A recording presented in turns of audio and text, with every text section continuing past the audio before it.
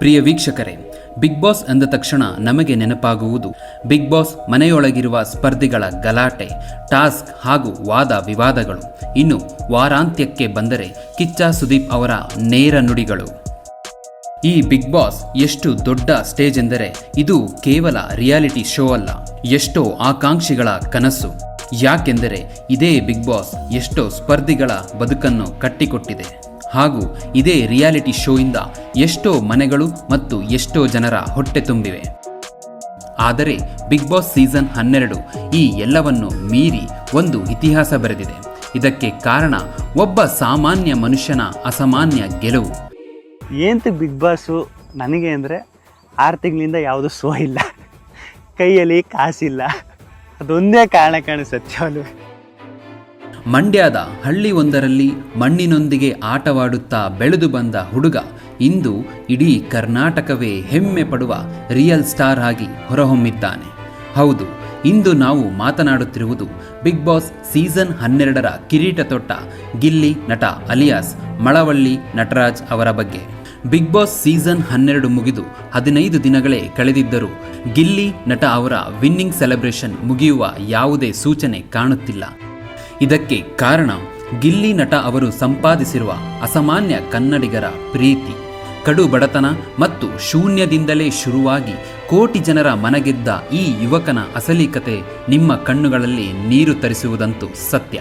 ಬನ್ನಿ ಇವತ್ತಿನ ಗಿಲ್ಲಿ ನಟ ಅವರ ವಿಡಿಯೋವನ್ನು ಸ್ಟಾರ್ಟ್ ಮಾಡೋಣ. ಮತ್ತೊಮ್ಮೆ ಅನಾಮಧೇಯ ಯೂಟ್ಯೂಬ್ ಚಾನಲಿಗೆ ನಿಮ್ಮೆಲ್ಲರಿಗೂ ಸ್ವಾಗತ. ಗಿಲ್ಲಿ ನಟ ಎಂದು ಕರ್ನಾಟಕದಾದ್ಯಂತ ಹೆಸರಾಗಿರುವ ಇವರ ನಿಜವಾದ ಹೆಸರು ಮಳವಳ್ಳಿ ನಟರಾಜ್. ಇವರು ಜನಿಸಿದ್ದು ಏಪ್ರಿಲ್ 5, 1996ರಲ್ಲಿ ಮಂಡ್ಯ ಜಿಲ್ಲೆಯ ಮಾತದಪುರ ಎಂಬ ಪುಟ್ಟ ಹಳ್ಳಿಯಲ್ಲಿ. ರೈತ ಮತ್ತು ಕುರಿಗಾಹಿ ಕುಟುಂಬದಲ್ಲಿ ಜನಿಸಿದ ನಟರಾಜ್ಗೆ ಬಡತನ ಅನ್ನೋದು ಹುಟ್ಟುತ್ತಲೇ ಜೊತೆಯಾಗಿತ್ತು. ಹುಟ್ಟುತ್ತಲೇ ಕುರಿಗಳು ಮತ್ತು ತಂದೆ ತಾಯಿಯ ಕಷ್ಟದ ಬೆವರಿನ ಹನಿಗಳ ನಡುವೆ ಬೆಳೆದ ಈ ನಟರಾಜ್ ಹಠ ಮತ್ತು ಕಠಿಣ ಪರಿಶ್ರಮವನ್ನೇ ಆಸ್ತಿಯನ್ನಾಗಿ ಮಾಡಿಕೊಂಡವರು. ತನ್ನ ಹುಟ್ಟೂರಿನಲ್ಲೇ ಶಾಲಾ ಶಿಕ್ಷಣವನ್ನು ಮುಗಿಸಿದ ನಟರಾಜ್ ನಂತರ ಮಂಡ್ಯದಲ್ಲಿ 2 ವರ್ಷಗಳ ITI ಕೋರ್ಸ್ನನ್ನು ಸಹ ಪೂರೈಸಿರುತ್ತಾರೆ. ಆದರೆ ಅವರ ಮನಸ್ಸಿನೊಳಗೆ ಬೇರೆಯದ್ದೇ ಬದುಕಿನ ಕನಸು ಗಿರಕಿ ಹೊಡೆಯುತ್ತಿತ್ತು.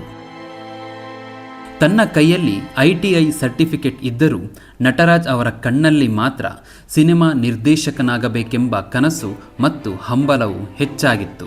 ಸಾವಿರಾರು ಕನಸುಗಳನ್ನು ಹೊತ್ತು ಬೆಂಗಳೂರಿಗೆ ಬಂದ ನಟರಾಜ್ ಅವನ ಕೈಯಲ್ಲಿ ಚಿಲ್ಲರೆಯಷ್ಟು ಹಣವಿತ್ತು, ಆದರೆ ಅವನ ಮನಸ್ಸಿನಲ್ಲಿ ಬೆಟ್ಟದಷ್ಟು ಧೈರ್ಯವಿತ್ತು.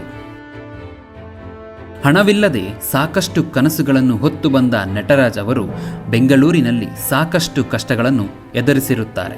ಹೊತ್ತು ಊಟಕ್ಕೂ ಕಷ್ಟಪಡುತ್ತಿದ್ದ ನಟರಾಜ್ ಹೊಟ್ಟೆ ಹಸಿದಾಗ ಗುರುತು ಪರಿಚಯವಿಲ್ಲದವರ ನಡುವೆ ಹೋಗಿ ಯಾವುದೋ ಒಂದು ಮದುವೆಯ ಮನೆಗೆ ಹೋಗಿ ಊಟ ಮಾಡಿರುತ್ತಾರೆ. ಸಾಕಷ್ಟು ಕೆಲಸಕ್ಕಾಗಿ ಅಲೆಯುವ ನಟರಾಜ್ ಕೊನೆಗೆ ಹೋಟೆಲ್ ಕ್ಲೀನರ್ ಕೆಲಸವನ್ನು ಮಾಡಿರುತ್ತಾರೆ.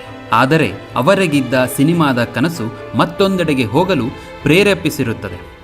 ಆರಂಭದಲ್ಲಿ ಅರಮನೆಯಂತಹ ಸೆಟ್ಗಳಲ್ಲಿ ಸೆಟ್ ಅಸಿಸ್ಟೆಂಟ್ ಆಗಿ ಕೂಡ ಕೆಲಸ ಮಾಡಿರುತ್ತಾರೆ. ಚಿತ್ರರಂಗದ ಆರ್ಟ್ ಡಿಪಾರ್ಟ್ಮೆಂಟ್ನಲ್ಲಿ ಕೆಲಸಕ್ಕೆ ಸೇರಿದ್ದಾಗ ಕಸ ಗುಡಿಸುವುದರಿಂದ ಹಿಡಿದು ಬಣ್ಣ ಬಳಿಯುವವರೆಗೂ ಸಣ್ಣ ಪುಟ್ಟ ಕೆಲಸವನ್ನು ಮಾಡಿರುತ್ತಾರೆ. ತೆರೆಯ ಹಿಂದೆ ನಿಂತು ಸಿನಿಮಾ ಮೇಕಿಂಗ್ ಕಲಿಯುತ್ತಿದ್ದ ಆ ದಿನಗಳೇ ಮುಂದೆ ಅವರ ಬದುಕಿನ ದೊಡ್ಡ ಪಾಠಗಳಾದವು. ತನ್ನ ಇಷ್ಟದ ಹಾಗೆ ಚಿತ್ರಕಥೆ ಬರೆಯುವುದು ಮತ್ತು ಕಿರುಚಿತ್ರ ಮಾಡುವುದು ನಟರಾಜ್ ಅವರಿಗೆ ಅಭ್ಯಾಸವಾಗಿತ್ತು. ಆದರೆ ಈ ಕಿರುಚಿತ್ರಗಳಿಂದ ಅವರಿಗೆ ಒಂದಂತೂ ಅರ್ಥವಾಯಿತು, ಅದೇನೆಂದರೆ ಅವನೊಳಗಿದ್ದ ಹಾಸ್ಯ ಪ್ರಜ್ಞೆ. ಮಂಡ್ಯ ಭಾಷೆಯ ಸೊಗಡನ್ನು ಬಳಸಿ ಅವರು ಮಾಡುತ್ತಿದ್ದ ಕಿರುಚಿತ್ರಗಳು ಸಾಕಷ್ಟು ಜನರ ಮೆಚ್ಚುಗೆ ಪಡೆದವು ಮತ್ತು ಸಾಕಷ್ಟು ವೀಕ್ಷಣೆಗಳನ್ನು ಕಾಣುತ್ತಿದ್ದವು. ಅವರ ಬದುಕಿಗೆ ಮೊದಲ ದೊಡ್ಡ ವೇದಿಕೆ ಸಿಕ್ಕಿದ್ದು ಕಾಮಿಡಿ ಕಿಲಾಡಿಗಳು ಸೀಸನ್ 4ರಲ್ಲಿ. ಇಲ್ಲಿ ಅವರು ಫಸ್ಟ್ ರನ್ನರ್ ಅಪ್ ಆಗಿ ಹೊರಹೊಮ್ಮಿದರು. ಗಿಲ್ಲಿ ನಟನ ಮುಖಭಾವ ಮತ್ತು ಇನ್ಸ್ಟಂಟ್ ಟೈಮಿಂಗ್ ಡೈಲಾಗ್ಸ್ನನ್ನು ಕಂಡು ಕನ್ನಡದ ಜನರು ಗಿಲ್ಲಿಯ ಕಡೆ ಆಕರ್ಷಿತರಾದರು. ನಂತರ ಡ್ಯಾನ್ಸ್ ಕರ್ನಾಟಕ ಡ್ಯಾನ್ಸ್ನಲ್ಲಿ ಬೆಸ್ಟ್ ಎಂಟರ್ಟೈನರ್ ಪ್ರಶಸ್ತಿ ಪಡೆದು ತಾವು ಕೇವಲ ಕಾಮಿಡಿಯನ್ ಅಲ್ಲ, ಒಬ್ಬ ಡ್ಯಾನ್ಸರ್ ಎಂದು ಕೂಡ ಸಾಬೀತುಪಡಿಸಿದರು.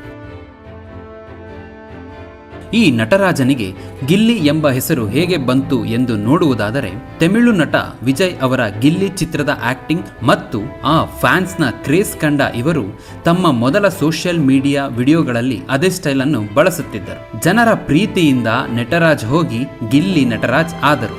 ಆರಂಭದಲ್ಲಿ ಇವರನ್ನು ನೋಡಿ ಹಳ್ಳಿಯವರು ಇವನು ಏನೋ ಹುಚ್ಚಾಟ ಮಾಡ್ತಿದ್ದಾನೆ ಎಂದು ಹಂಗಿಸುತ್ತಿದ್ದರು. ಆದರೆ ಅದೇ ಗಿಲ್ಲಿ ಇಂದು ಹೆಸರಾಂತ ಬ್ರ್ಯಾಂಡ್ ಆಗಿ ಬದಲಾಗಿದ್ದಾನೆ.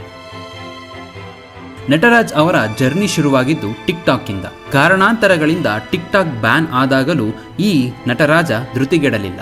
ಇನ್ಸ್ಟಾಗ್ರಾಂನಲ್ಲಿ ರೀಲ್ಸ್ ಮತ್ತು ಯೂಟ್ಯೂಬ್ಗೆ ಕಾಲಿಟ್ಟಿದ್ದರು. ಗ್ರಾಮೀಣ ಭಾಷೆ, ತಮಾಷೆಯ ಮುಖಭಾವ ಮತ್ತು ಮಧ್ಯಮ ವರ್ಗದ ಜನರ ದೈನಂದಿನ ಜೀವನದ ಘಟನೆಗಳನ್ನೇ ಹಾಸ್ಯವಾಗಿ ಪ್ರಸ್ತುತಪಡಿಸುವುದು ಇವರ ಸ್ಪೆಷಾಲಿಟಿಯಾಗಿತ್ತು. ಯೂಟ್ಯೂಬ್ನಲ್ಲಿ ಗಿಲ್ಲಿ ನಟರಾಜ್ ಎಂಬ ಹೆಸರಿನಲ್ಲೇ ಚಾನಲ್ ಆರಂಭಿಸಿದ ಇವರು ಲಕ್ಷಾಂತರ ಸಬ್ಸ್ಕ್ರೈಬರ್ಸ್ಗಳನ್ನು ಗಳಿಸಿದರು. ಇವರ ಕಾಮಿಡಿ ಸ್ಕಿಟ್ಗಳು ಮತ್ತು ಟಿವಿ ಪರದೆಯ ಪ್ರಾಪರ್ಟಿ ಕಾಮಿಡಿಗಳು ಗಿಲ್ಲಿಯ ಹೆಸರನ್ನು ಮತ್ತಷ್ಟು ಹೆಚ್ಚಿಸಿದವು. ಈ ಟಿವಿ ಪರದೆಯಿಂದ ಬೆಳ್ಳಿ ಪರದೆಗೆ ಜಿಗಿದ ಗಿಲ್ಲಿ ನಟ 2024ರಲ್ಲಿ ಲಂಗೋಟಿ ಮ್ಯಾನ್ ಚಿತ್ರದ ಮೂಲಕ ಗಮನ ಸೆಳೆದರು. ನಂತರ ಸೂಪರ್ ಹಿಟ್ ಮತ್ತು 2025ರಲ್ಲಿ ತೆರೆಕಂಡ ಫಸ್ಟ್ ಡೇ ಫಸ್ಟ್ ಶೋ ಸಿನಿಮಾಗಳಲ್ಲಿ ನಟಿಸಿದ್ದರು. ಅಷ್ಟೇ ಅಲ್ಲ, ಇತ್ತೀಚೆಗೆ ರಿಲೀಸ್ ಆದ ಚಾಲೆಂಜಿಂಗ್ ಸ್ಟಾರ್ ದರ್ಶನ್ ಅವರ ಡೆವಿಲ್ ಚಿತ್ರದಲ್ಲಿಯೂ ಒಂದು ಪ್ರಮುಖ ಪಾತ್ರ ನಿರ್ವಹಿಸುವ ಅವಕಾಶವನ್ನು ಸಹ ಪಡೆದಿದ್ದರು. ಇನ್ನು ಸೋಷಿಯಲ್ ಮೀಡಿಯಾಗಳಲ್ಲಿ ಇವರು ಮಾಡುತ್ತಿದ್ದ ರೀಲ್ಸ್ಗಳು, ವಿಡಿಯೋಗಳು ಮಿಲಿಯನ್ಸ್ ಗಟ್ಟಲೆ ವೀಕ್ಷಣೆ ಪಡೆಯುತ್ತಾ ಹೋದವು. ಗಿಲ್ಲಿಯ ಪಾಪ್ಯುಲಾರಿಟಿಯನ್ನು ಗಮನಿಸಿದ ಕಲರ್ಸ್ ಕನ್ನಡ ಬಿಗ್ ಬಾಸ್ ಮನೆಗೆ ಆಮಂತ್ರಿಸಿತು.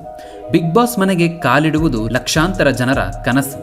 ಗಿಲ್ಲಿ ನಟರಾಜ್ ಈ ಸೀಸನ್ನಿನಲ್ಲಿ ಒಬ್ಬ ಸಾಮಾನ್ಯ ಸ್ಪರ್ಧಿ ಕೋಟದಲ್ಲೋ ಅಥವಾ ಡಿಜಿಟಲ್ ಇನ್ಫ್ಲೂಯೆನ್ಸರ್ ಆಗಿ ಎಂಟ್ರಿ ಕೊಟ್ಟಾಗ ಇಡೀ ಸೋಷಿಯಲ್ ಮೀಡಿಯಾವೇ ಸಂಭ್ರಮಿಸಿತ್ತು.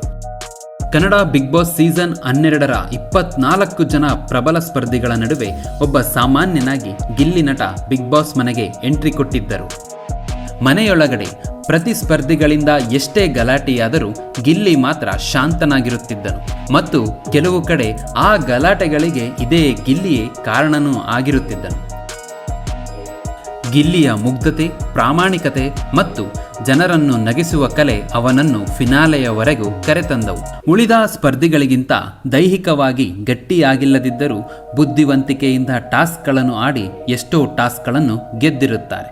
ಹಾಗೂ ಒಂದು ವಾರ ಮನೆಯ ಕ್ಯಾಪ್ಟನ್ ಆಗಿಯೂ ಕೂಡ ತನ್ನ ಬುದ್ಧಿವಂತಿಕೆಯನ್ನು ತೋರಿಸಿರುತ್ತಾರೆ. ಕೊನೆಯದಾಗಿ 6 ಜನ ಫೈನಲಿಸ್ಟ್ಗಳಲ್ಲಿ ಗಿಲ್ಲಿ ನಟ ವಿಜೇತರಾಗಿ ಹೊರಹೊಮ್ಮಿದಾಗ ಅದು ಕೇವಲ ಅವರ ಗೆಲುವಲ್ಲ, ಕರ್ನಾಟಕದ ಪ್ರತಿಯೊಬ್ಬ ಕಾಮನ್ ಮ್ಯಾನ್ ಗೆಲುವೆಂದೇ ಜನರು ಮಾತನಾಡಿಕೊಂಡಿದ್ದರು. ಬಿಗ್ ಬಾಸ್ ಸೀಸನ್ 12ರ ಗೆಲುವಿನ ಜೊತೆಗೆ ಗಿಲ್ಲಿ ನಟರಾಜನಿಗೆ ಲಭಿಸಿದ್ದು ಅಪಾರ ಸಂಪತ್ತು ಮತ್ತು ಅಪಾರ ಗೌರವ. ಬಿಗ್ ಬಾಸ್ ಟ್ರೋಫಿ ಮತ್ತು 50 ಲಕ್ಷ ನಗದು ರೂಪಾಯಿಗಳನ್ನು ಸ್ವೀಕರಿಸಿದರು ಹಾಗೂ ಬ್ರ್ಯಾಂಡ್ ನ್ಯೂ SUV ಕಾರೊಂದನ್ನು ಗಿಫ್ಟ್ ಆಗಿ ಕೊಡಲಾಯಿತು. ಇವೆಲ್ಲಕ್ಕಿಂತ ಮಿಗಿಲಾಗಿ ಕಿಚ್ಚ ಸುದೀಪ್ ಅವರು ನಟರಾಜ್ ಅವನ ಪ್ರಾಮಾಣಿಕತೆಯನ್ನು ಮೆಚ್ಚಿ ತಮ್ಮ ವೈಯಕ್ತಿಕ ಹಣದಿಂದ 10 ಲಕ್ಷ ರೂಪಾಯಿಗಳನ್ನು ಉಡುಗೊರೆಯಾಗಿ ನೀಡಿದರು. ಪ್ರಿಯ ವೀಕ್ಷಕರೇ, ಮಂಡ್ಯದ ಒಂದು ಸಣ್ಣ ಹಳ್ಳಿಯಿಂದ ಶುರುವಾದ ಈ ಪಯಣ ಇಂದು ಇಡೀ ರಾಜ್ಯಕ್ಕೆ ಸ್ಫೂರ್ತಿಯಾಗಿದೆ. ಪಟ್ಟು ಬಿಡದಿದ್ದರೆ ಗುರಿ ಮುಟ್ಟಬಹುದು ಎಂಬುದಕ್ಕೆ ಗಿಲ್ಲಿ ನಟರಾಜ್ ಒಬ್ಬ ಜೀವಂತ ಉದಾಹರಣೆಯಾಗಿದ್ದಾರೆ. ಇವರ ಜನಪ್ರಿಯತೆ ಬಗ್ಗೆ ಸಾಕಷ್ಟು ನೆಗೆಟಿವ್ ಕಮೆಂಟ್ಸ್ಗಳು ಓಡಾಡುತ್ತಿದ್ದರೂ ಇವನು ಮಾಡಿರುವ ಸಾಧನೆ ಮತ್ತು ಎದುರಿಸಿರುವ ಕಷ್ಟ ಸಾಮಾನ್ಯದ್ದಲ್ಲ.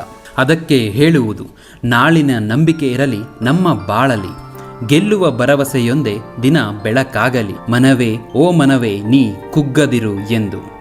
ಈ ವಿಡಿಯೋ ನಿಮಗೆ ಇಷ್ಟವಾಗಿದ್ದರೆ ಒಂದು ಲೈಕ್ ಮಾಡಿ ಮತ್ತು ಇದೇ ಥರದ ಇಂಟ್ರೆಸ್ಟಿಂಗ್ ಫ್ಯಾಕ್ಟ್ಸ್ಗಳಿಗಾಗಿ ಅನಾಮಧೇಯ ಯೂಟ್ಯೂಬ್ ಚಾನಲ್ನನ್ನು ಸಬ್ಸ್ಕ್ರೈಬ್ ಮಾಡಿ ಎಂದು ಕೇಳುತ್ತಾ ನಿಮ್ಮ ಪ್ರೀತಿಯ ಅನಾಮಧೇಯ ಈಗ ಹೋಗಿ ಬರುತ್ತಾನೆ.